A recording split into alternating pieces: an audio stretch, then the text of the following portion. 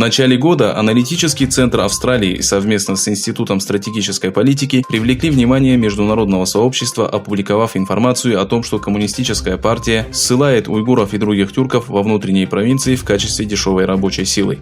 Недавно институт опубликовал новый отчет, основанный на результатах более масштабного исследования.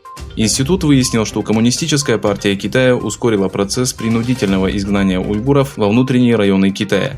Большинство из них вынуждены работать в лагерях, фабриках и китайских компаниях, поставляющих товары известным брендам.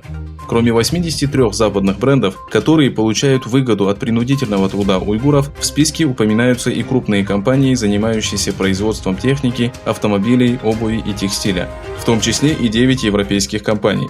В отчете отмечается, что уйгурам, находящимся во внутренних провинциях, не разрешается хранить национальные ценности и религиозные убеждения.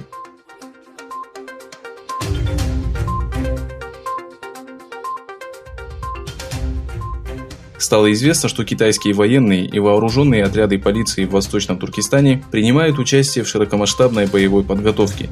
Согласно публикации Xinjiang Daily, китайские военные и вооруженные полицейские силы в Восточном Туркестане стремятся укрепить военную мощь и готовность к возможной войне. Во время Народного конгресса, который состоялся 26 мая, Си Цзиньпинь подчеркнул, что все подразделения вооруженных сил и полиции должны повысить способность своевременно устранять любые конфликты путем усиления подготовки к защите национальной безопасности и социальной стабильности.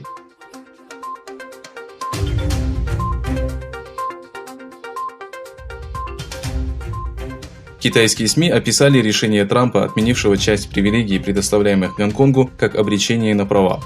В редакционной статье, опубликованной в Народном дневнике, являющемся одной из основных печатных изданий в Китае, было заявлено, что все китайцы полны решимости противостоять вмешательству внешних сил во внутреннюю политику страны. В свою очередь, Дональд Трамп отметил, что после принятия закона о национальной безопасности Пекин пытается подорвать административную автономию и свободу Гонконга, которую он приобрел благодаря подписанной в 1984 году Китайско-британской декларации. Последние шаги Китая показали, что Гонконг больше не является автономным регионом. Китай изменил принцип «одна страна, две системы» на формулу «одна страна, одна система».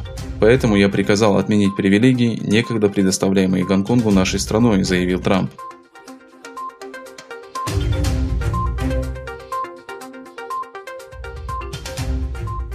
SpaceX миллиардера Илона Маска, первой среди частных компаний, запустила на Международную космическую станцию ракету с астронавтами. Прямую трансляцию запуска вели американское космическое агентство НАСА и SpaceX. Запуск произведен с исторического стартового комплекса 39А на космодроме на мысе Канаверал во Флориде. Ракета Falcon 9 доставила на орбиту корабль Crew Dragon с астронавтами НАСА Бобом Бенкином и Драгом Херли. Стыковка корабля с Международной космической станцией запланирована на сегодня.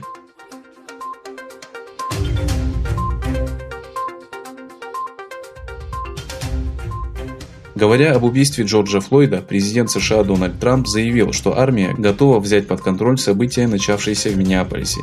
Трамп выразил соболезнования родным Флойда и пообещал, что дело будет рассмотрено согласно закону. Отметив, что справедливость незамедлительно восторжествует, Трамп сказал, что демонстранты, вышедшие на улицы, не чтят память Флойда.